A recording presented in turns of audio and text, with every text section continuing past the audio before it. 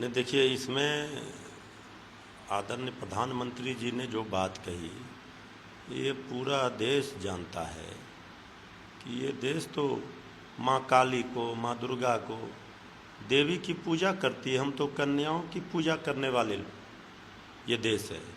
बंगाल हो, बिहार हो, तो कोई पूरा देश।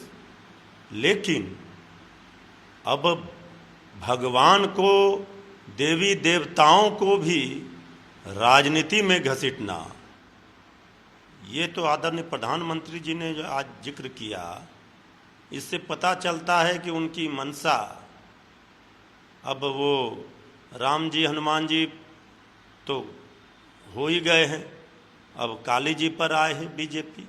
कहीं पर निगाह है, कहीं पर निशाना। बंगाल में बीजेपी का है वोट बढ़ाना।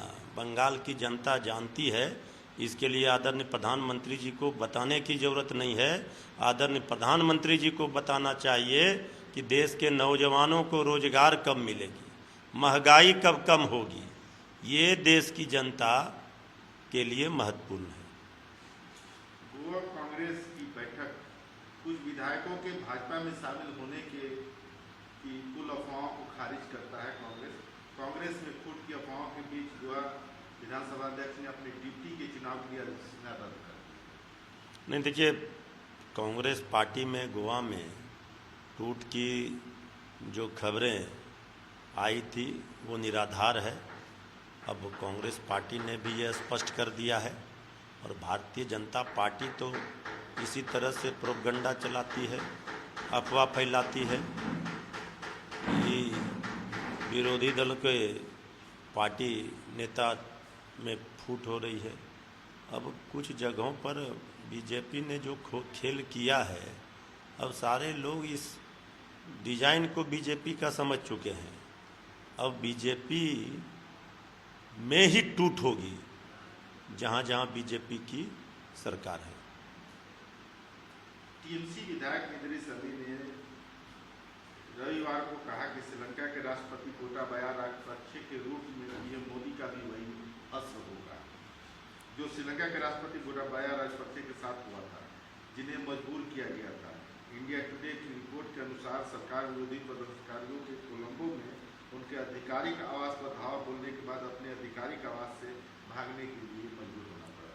नहीं, देखिए, श्रीलंका में जो घटना घटी है उसको लेकर के इस देश के माननीय आदरणीय प्रधानमंत्री जी को लेकर, यह देश के महामहिम राष्ट्रपति महोदय को लेकर के की तुलना हम इसे उचित नहीं मानते। ये उनका निजी राय हो सकता है, लेकिन ये लोकतंत्र भारत तो सब लोग जानते हैं कि ये जननी है, और देश में हर व्यक्ति को ये अधिकार है लोकतंत्र में कि वो वोट के माध्यम से चोट करे और अपने राजनीतिक दलों से बदला ले। इसलिए श्रीलंका वाली घटना इस देश के लोगों में ये चेतना है, ये जागृति है। ये जानते हैं कि लोकतंत्र में किसी भी दल के नेता को सत्ता से बेदखल करने का माध्यम है, और वो है वोट। और अपनी वोट की ताकत से लोग बड़े से बड़े सत्ता को उखाड़ फेंके हैं। इस सरकार की भी, मोदी सरकार की भी विदाई वोट के माध्यम से देश की जनता करेगी, मतदाता बदला लेगी। बिहार के एनडीए मंत्रिमंडल में खटपट शुरू हो गया है। रामसूरत राय ने सीएम के फैसले पर सवाल उठाया है। उनके द्वारा किए गए ट्रांसफर पोस्टिंग को सीएम ने रोक दिया था। अब वो अपने, देखिए, ये कोई नया मामला नहीं है इस सरकार में। इसके पहले भी बिहार सरकार के माननीय मंत्री मदन सहनी जी ने भी यही किया था। अब दाल में काला ही नहीं, पूरी दाल ही काली है। सवाल पूरी सरकार पर खड़े हो रहे हैं, क्योंकि सरकार में भ्रष्टाचार का जो बोलबाला है, ये तबादला उद्योग जो चल रहा है, इसको लेकर के आपस में बंदर बांट करने की लड़ाई है। अब सब लोगों को पता है कि किस तरह से बीजेपी के माननीय विधायक ने पिछले बार सवाल खड़े किए थे। तो ये सरकार में तो सिर्फ जो लोग हैं वो सत्ता की मलाई खाने के लिए हैं। और इसी का झगड़ा होता है बंटवारे का।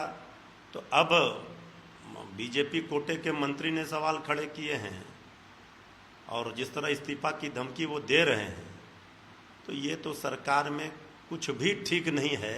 ये डबल इंजन आपस में टकराई हुई है। नेता प्रतिपक्ष तेजस्वी यादव जी मजबूत विपक्ष के नेता हैं, पूरा जन समर्थन है, संख्या बल भी सदन में है, इसलिए इस सारे चीज़ों पर नज़र है। लूट की छूट किसी को नहीं दी जाएगी, ये जनता की गाढ़ी कमाई को नहीं लूटने दिया जाएगा। नमस्कार, मैं हूं मानक गुप्ता। अगर आपको हमारा ये वीडियो पसंद आया हो तो इसे लाइक और शेयर जरूर करें, और हां, हमें सब्सक्राइब और फॉलो करना ना भूलें ताकि आप देश और दुनिया की कोई खबर मिस ना करें। तो जुड़े रहिए हमारे साथ और देखते रहिए न्यूज़ 24।